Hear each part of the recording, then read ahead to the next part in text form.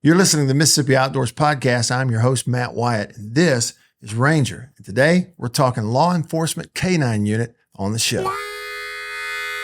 Mississippi Outdoors is sponsored by Entergy Mississippi. Entergy is building a stronger and cleaner grid to power a brighter future and protect our great outdoors for generations to come. You're listening to the Mississippi Outdoors Podcast. I'm your host, Matt Wyatt. Today on the show, we are joined by members of the Law Enforcement Canine Division here at MDWFP, some with 2 legs and one with 4. We've got Mr. Zachary Munter, Zach for short. Yes, sir. And thanks for being here. Bailey Jones and Bradley Sterling. And guys, I want to start with, and Zach, I'll start with you. We'll kind of work our way around the table. Tell me a brief history sort of your career in law enforcement and as a conservation officer that has led you to the canine unit. How'd you wind up here? So I started 5 years ago as a game warden conservation officer in George County. In my time there, I've served on several search and rescues. So when I saw a canine unit being started with a primary focus of search and rescue, I knew that that's a great way for me to get started. I loved working around those dogs on those searches, and I said, this is where I want to be, and it's the best decision I've ever made. All right, Betty, what about you? So I started law enforcement 6 years ago, 2019, and I've always enjoyed being around dogs. Had a couple hunting dogs, so I've just always had a passion for them and wanted to work in dogs. So yeah, so I got into it. And what'd you tell me? Yazoo County originally? Yes. That's home for you? That's home for me, Yazoo County. All right. And Bradley? Yeah, so I was a dog trainer before I came into this profession. So that's pretty much just the best of both worlds, really. What drew me to even apply was a post from Texas Parks and Wildlife. They had a black lab on there that had found some wood ducks during teal season. And then I scrolled a couple more posts on Facebook and saw that we were hiring. So I put in. Yeah. And I asked about K9 when I interviewed, and it was kind of being thought about, but hadn't been put into motion yet. So it's just the next evolution for me, dog training to K9 handler. Yeah. And you told me a little bit ago that you're from Mantachie, and what initially sort of opened your eyes to being in at wildlife or law enforcement at MDWFP was officers coming to your school when you were a kid. That's right. They came a lot. We had good game wardens up there that really, tried to show what they did and all that stuff. So, and my best friend's dad was a game warden at the time. So, I've been wanting to be one for a long time. Right. Very cool. So here you are in K9. So K9 obviously means dogs. Mm-hmm. And common question, what do the dogs do? What does the K9 unit do? What do the dogs do as a part of the unit at MDWFP? How do you answer that? Well, it's pretty simple for us now. They basically do the same job we do, but better. They, if we set up a checkpoint or something like that, we'll run the dogs around for concealed wildlife. So the best way to tell it for kids, when I explain it to kids, is they all know what a German Shepherd or a Belgian Malinois does for a police department. They look for narcotics. Well, our dogs do the same exact thing, except they look for wildlife, the concealed wildlife. And then we also do article detection, which would be maybe a rifle that's been thrown out the window after somebody spotlighted, or Charlie found a wallet from a hunting accident that had fell out of the individual's pocket, and we needed his driver's license, and he needed his wallet to go to the hospital. Just different things like that. And then our biggest thing, or my favorite thing, is search and rescue, tracking individuals, lost individuals, trespassers, different things like that. That's what we do. And the best way to describe it is we are basically providing assistance and support for the county officers that, if they have issues going on, if they have a lost person in their county, we come out and assist them. We're not here to have our names put up there. We're there to help the county officers make cases to make a difference in their area. That's what we're trying to do, is make a difference with these dogs, and have, basically show what we've put in the work to do. That's what it is we're trying to to show, okay, we've worked, these dogs have trained, we've trained with them, you know, we've done all this, and this is what they do, and we're trying to make a difference through letting that work show. I could care less about going and writing tickets. I just want to put that dog out of the truck and see him work. When you get out on a truck and you see that dog show signs of response, odor response, it amps me up. I get some sort of wired. And it's, to reiterate what he said, it's not drug sniffing, which is what, again, general public, that's kind of what we think of, right? And just like people do with drugs, they'll hide wildlife in a heartbeat. Yeah. Oh, I mean, we see it all the time now, especially having the dogs. We find a lot more than I would as a guy without a dog. Yeah. Okay. Hide wildlife. And I mean, what do you run into the most? Would you say maybe in Mississippi? People hiding ducks. Starling had a pretty good case. I think you had one too, didn't you? Yep. People hiding over limited ducks. Okay. Ducks are a big Yeah. one because the limits are so restricted, and they're easy to hide down the waders, in boat hatches, Buried under the buried ground, under- I mean, leaves. And I got called to Clay County not too long ago. And some guys had saw the officers and pulled in, and they had killed over limited wood ducks. And they pulled into a little spot real quick and then come right back out and had, 7 ducks. And, Okay. and they called me down there, and we put Charlie out, and within a couple of minutes we had found 13 more ducks, and they had buried them underneath dirt and leaves and hid some of them under a log. So that's what you're talking about when you say concealed wildlife. That it could be in the bed of a truck that has a bed cover on it. It could be in the toolbox. It could be, I know Bailey had told us one time that he had heard from somebody that had an extra gas can in their boat that had a compartment in it. There's all kinds of things that these guys will do to try to get away with something. And that's, when you're checking them, you're not always going to see those things. Well, if my dog goes into the boat, if there's odor there, he's going to find it.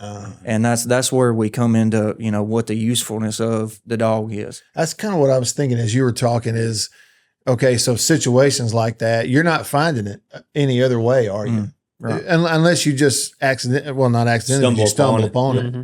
But the dog is going to identify it and take you right to it. They can cut down the search time so much faster than humans can, Significant. using their nose Anything. and using the odor. Uh-huh. It's way faster using dogs. Okay, so he said, get a call.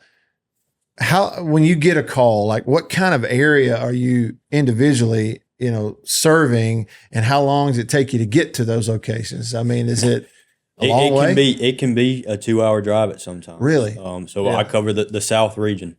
So anything all the way down to the coast over to the southwest side of the state, Okay. over the Mississippi River. Anybody that needs a dog, they just have to pick up the phone and call me, and I will come. Okay, and does your dog live with you He does. Yep. at your house? Yes, sir. Goes So- home with us every day. So when you get the call, what's your dog's name? Dempsey. Dempsey. Yeah. Y'all are in the car together, a little 2-hour drive together, and We'll load up and start rolling whatever way we get called. We've made some long trips together. All of us have going to calls. okay, so your dog lives with you, so that you're always ready to go together. Mm-hmm. Okay, so that opens up a whole, another sort of realm of questions. Like Yep. this is the relationship is a lot tighter, I think, than most people probably realize. Oh yeah. Y'all run into that, I bet, when people realize that, you talk to people that, you're the 24/7 caretaker. It's a strong bond, and it has to be. There's some things we ask these dogs to do that, if we didn't have them every day and weren't bonded with them, they wouldn't do. Okay. I mean, Charlie and I have tracked people. I mean, we've set out and ended up 5 miles from the truck tracking a person, and I mean, he's happy to do it for me because, I mean, we just have that bond together, and at the end of the track, he knows he's getting his tennis ball, and that's what life is. I think Charlie actually has a better bond with his tennis ball than he does me. Yeah. Isn't that something? Okay, your dog's name is Charlie. Dempsey. Your dog, Ricky. Ricky. Okay.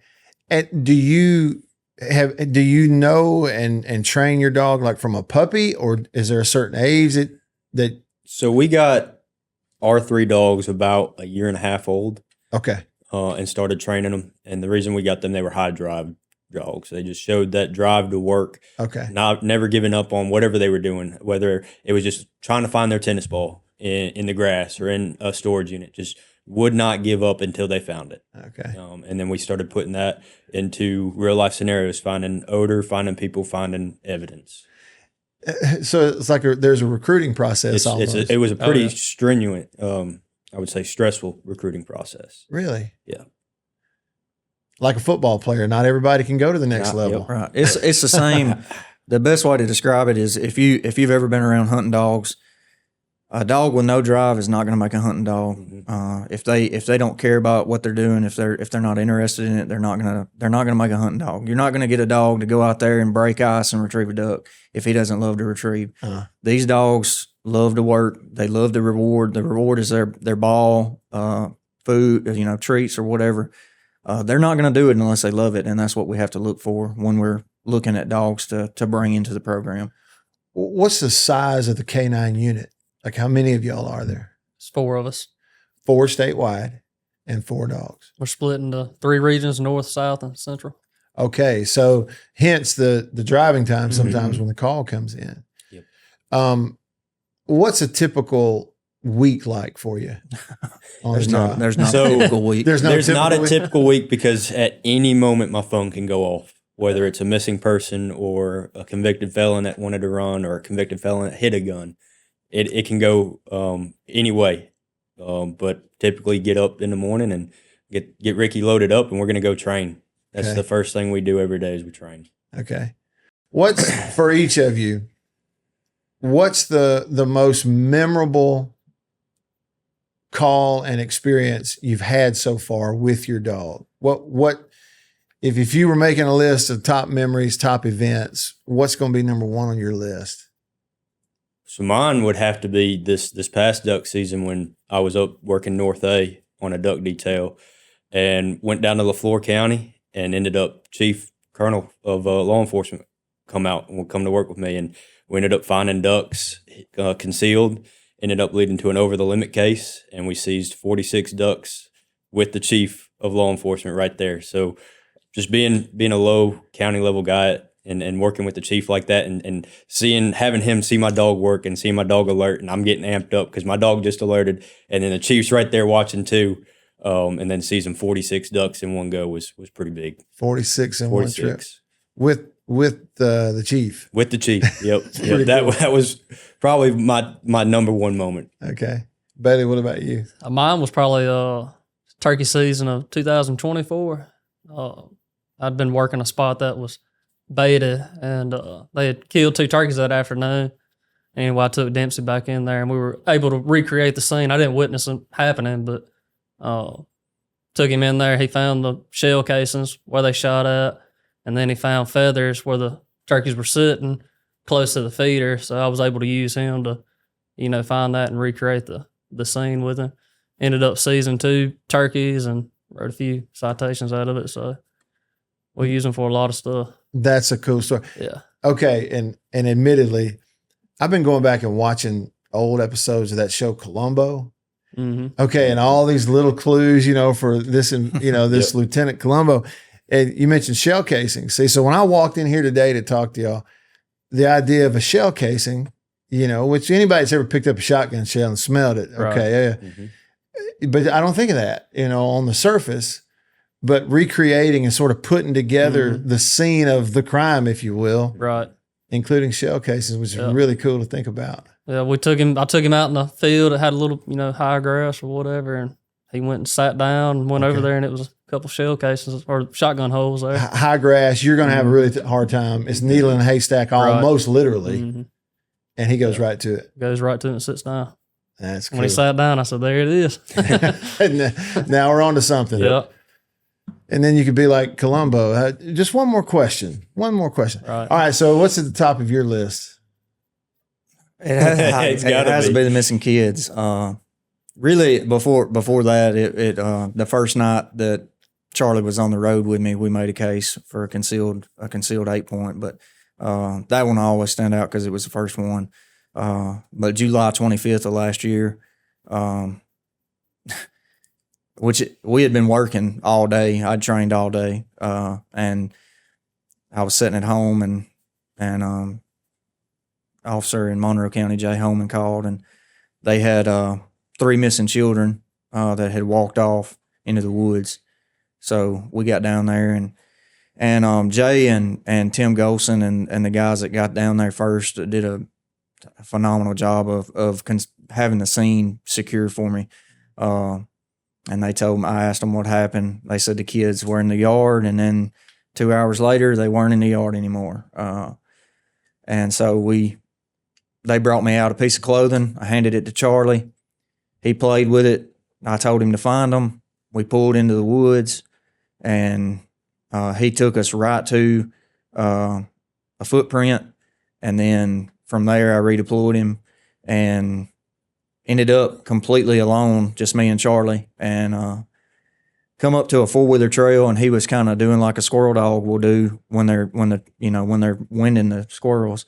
And then all of a sudden he started just yanking the leash, and so we went and thought I heard something, and then definitely heard something, and we run down the 4-wheeler trail, and he took me right to him. Mm-hmm. And it was raining.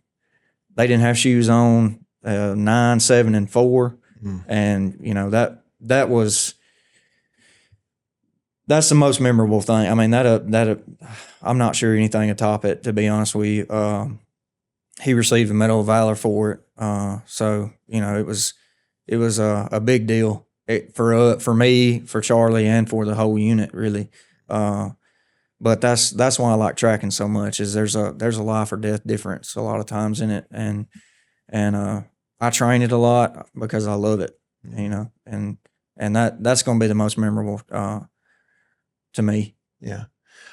The dogs are all labs? No, I have a German short-haired pointer. Okay.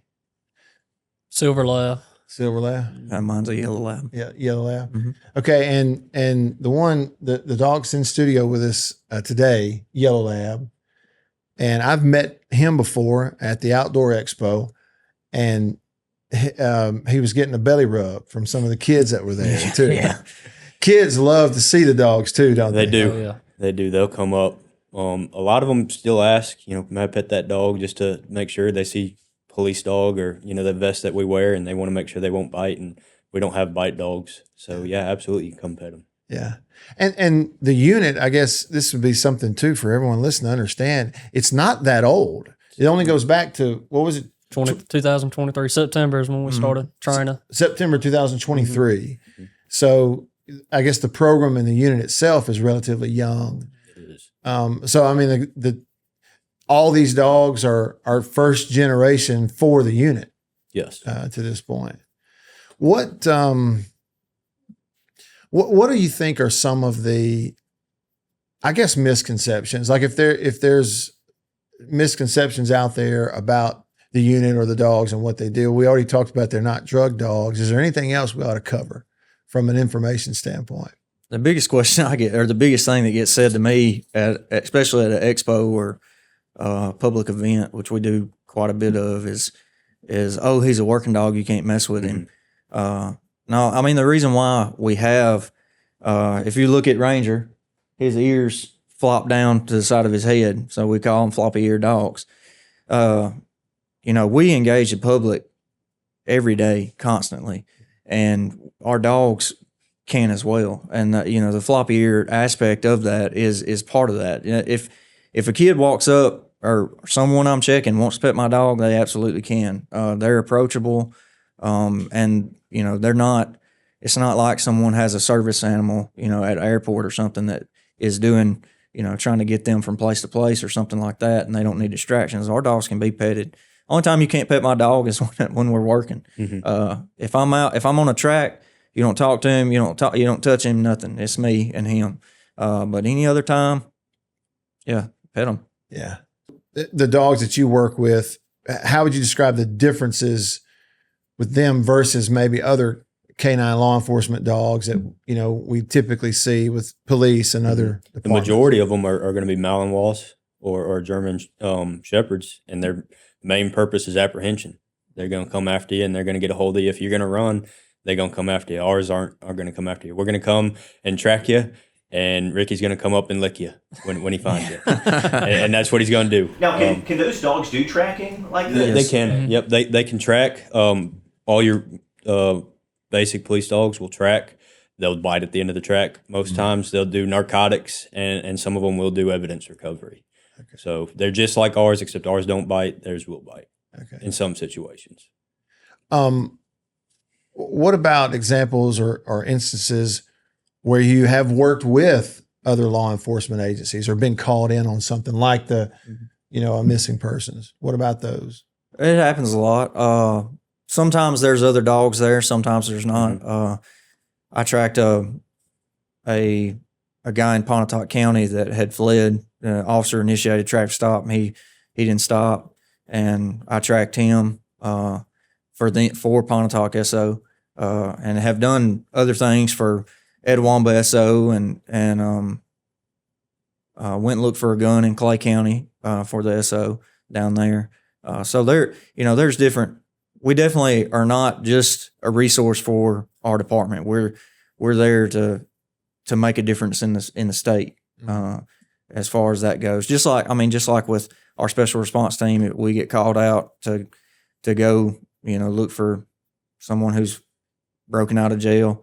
We're gonna respond when we're asked if it's something reasonable and not something that would put our dog's life in danger per se. For instance, I wouldn't attract that person who bailed out of that car with just me and Charlie. I need people there, so they have to be willing to help. But we go out and help SOs and PDs, and my area actually does use me a pretty good bit. They use Charlie. I've looked for several guns for PDs and SOs, so it's a resource out there for them as well. Yeah. We kind of touched on this a little bit at the beginning of the show, but for each of you individually, did you grow up a dog person, and is that sort of kind of what drew you to want to do this? Absolutely. Growing up around, my dad was in the Army, so he wasn't a dog handler with the Army, but I grew up around military working dogs, seeing them on a day-to-day basis, and that started a passion that, like I said, it's the best thing I've ever done. Yeah.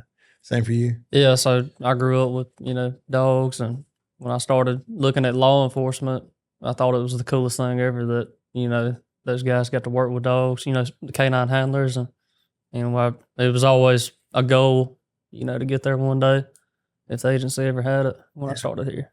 Yeah. I know you guys have been around highly trained dogs before, but I guess living with the dog you have now, have you noticed anything that's particularly different about this dog than dogs you had in the past?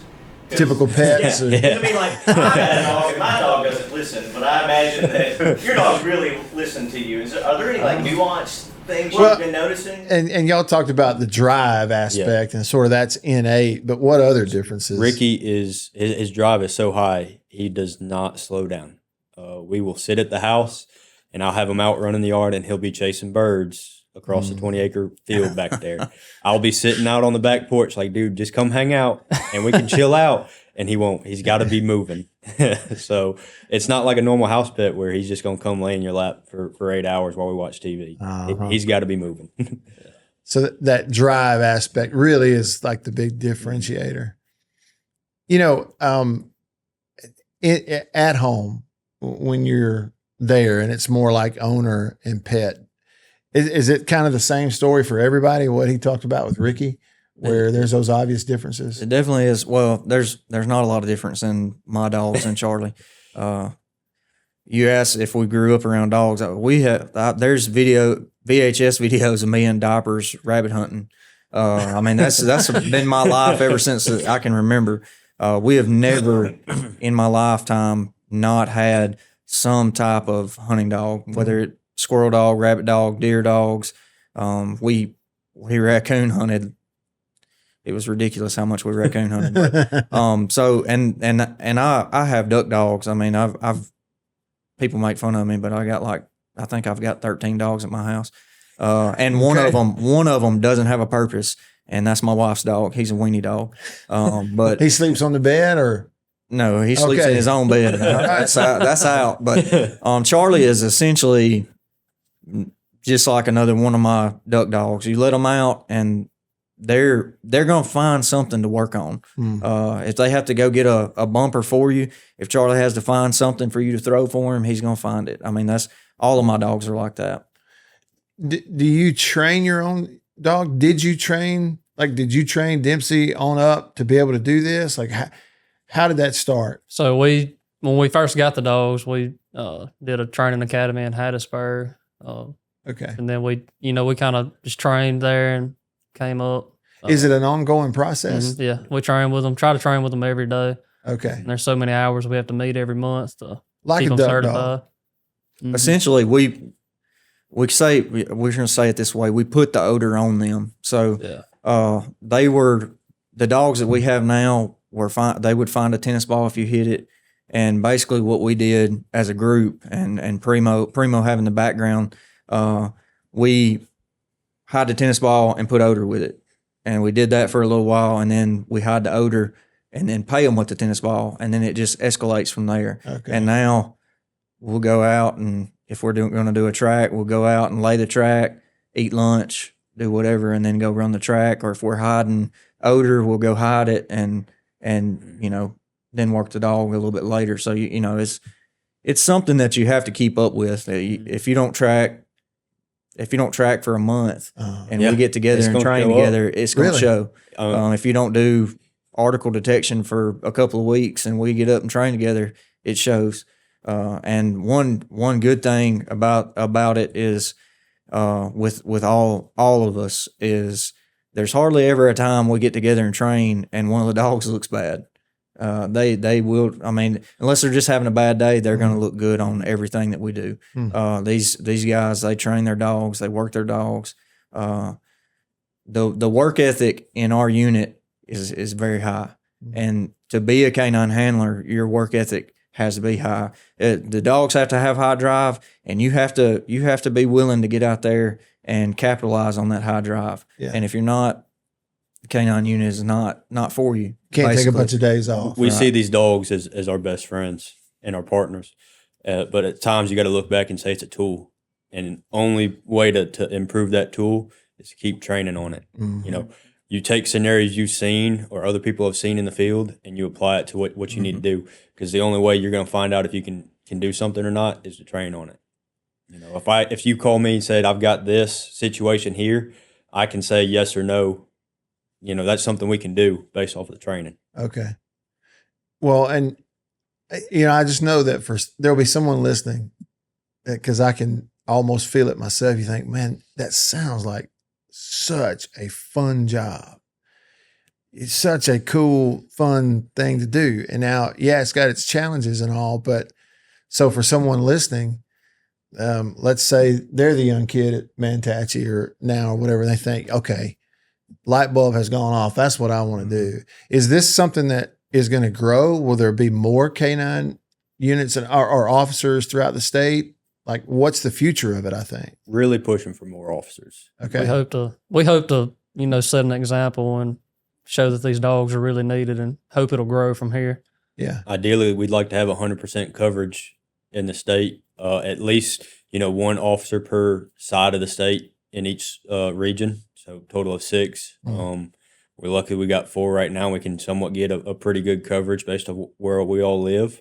Ideally, we'd like to have a 100% coverage. Do y'all have to buy your own dog food? No. Yeah, who pays for all that? The department buys our dog food. Okay. They provided a dog pen and a nice dog pen, a real nice dog pen, and they buy our food every month, or not every month. We order it in a 3-month period. Okay. But you asked the kid wondering about this job, canine or not, this is the best job in the state. Absolutely. 100%, hands down. And you will never, I don't think you'll hear one of us say that it's not, because this is the best job in the state. And when I got a canine, it made it that much better. Like I said, it's what I wanted to do. And then I was a dog trainer, and basically they stuck with me, you know. They're gonna have to run me off, you know. Yeah. But no, this is the best job in the state. I mean, bar none. When people ask me, you know, you love your job, I tell them I've never woke up on a Monday morning and was like, man, I got to go to work Yeah, this morning. yep, exactly. Never done it. Yeah. Yeah. Well, and my next question would be: is the mustache required, or As you can see, it's not required. yeah, okay. Zach, you're- Myself and Primo, we don't wear them. Bailey got tired of me looking down my nose at him because that's what it is. he's on his way? He's got- I judge him pretty hard for not having. Bradley's mustache. been working on that since we graduated the academy. Well, Like I just said, started mine 2 weeks ago. It's been almost 5 years. Yeah. Well, what I would say is it's paying off. That's It is. a magnificent. It's close. It's not quite Magnum PI Tom Selleck, but we're getting there. We're getting You there. hear that, Primo? I'm hoping to get to the Sam Elliott stage one day. Yeah, Sam Elliott stage will be next on the Yep, mustache. Yep. Well, it's really cool to learn. I can tell that we could go on and on and on and learn more. And I would say, kind of in wrapping it up, my takeaway is, one, I think that it's a little bit of an eye opener to see how crucial it can be in certain situations, and to think that before 2023, we might have had situations where there's a young person that's wandered off. We didn't have, a dog like yours, or someone who's a phone call away that could be there and track it. And now we have it. So, all joking aside, kind of give me your thoughts, how you describe just how needed and how important and crucial this K9 unit is, and it's shown so far that it is. I can think back to cases before I had the K9 earlier in my career where I could have used one, and kind of related it now to where I have used them, and it made it so much quicker finding stuff, or, more of a need for them. Cutting down those search times on like gun cases or stuff like that. Felons in possession of a firearm, and you're out there grid searching the woods. Yeah, grid searching for people. I've Grid done search, that. yeah. And it is not the best time. That was one of the comments when we found the little girls is, could we have found them with a grid search? Yes. Would we have found them in 15 minutes? No. And that's what it is. Yeah. It's brings a quickness to it. And you can get in and get it over with and find them, Right. because these dogs, their senses are way better than ours, and like I know Ricky, if you're on a track with him, better have your running shoes on, because he's going to get there as fast as he can. Very fast of a tracker. Yeah. One thing I'm curious about is when the dog is sniffing for something, is it just as simple as putting it in their face like you see on TV, or is there like a steps that you have to do in order for Oh, you mean like giving him the scent? Yeah, giving them the scent. That's what I'm curious about. You mean on a search, like if we're searching a boat? Like if you were searching a boat, or let's say that you're looking for a firearm like you just described, how would you tell the dog, how do you communicate that to the dog that you want him to go find what you're asking? So we have different commands, basically. My track command is find whatever, I'll put in, if it's like the little girls, I said find them, or, whatever the case may be. For searching for wildlife, I say search, and for article detection, I tell him to hunt. And people can say whatever they want to. They can distinguish, but if they can tell the difference between sit and stay, they can tell the difference between those words. Uh-huh. And you'll notice it when I tell Charlie to hunt, he's going to spread out a little bit. We worked article detection yesterday as a group, and every one of them, whenever they gave that command for article, they began scanning. They'll scan however, some of them, will work it in a line. Some of them will work it side to side. But as far as the odor, them finding the odor and smelling it, they're cues that you'll know. I mean, something like, sometimes it almost look like they've broken their back. They turn so hard. I mean, there's noticeable when they get in odor, you notice it, especially if you've been working them every day, or if you've even been around them when they're working. You can tell all of a sudden they're smelling here, their nose starts popping, and then all of a sudden they get a quick reaction, and a turn. And that's when you begin to see, we call it a change of behavior.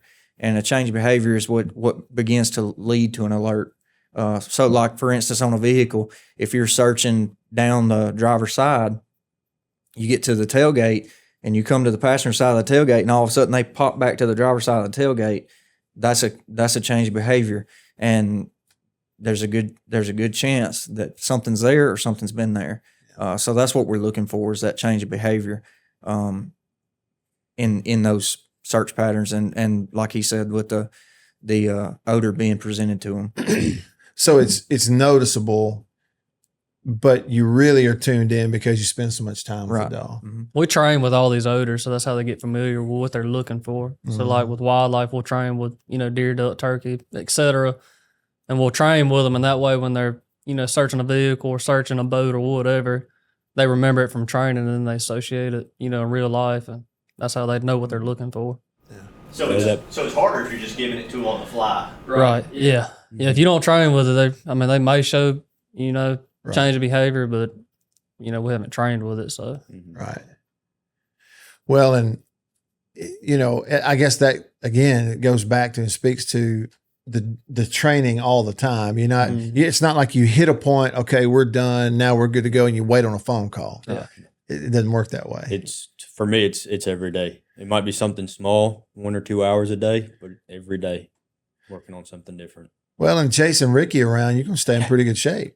Oh yeah, we do run that every day. We run. That's great. Well, guys, thank you so much. Bradley Sterling, Bailey Jones, Zach Munter, thank you all so much for being here and representing the K9 unit and joining us on the show. It's been a real treat. Absolutely. Thank you for having us. Thank y'all. And thank you for listening to Mississippi Outdoors. We'll see you outdoors.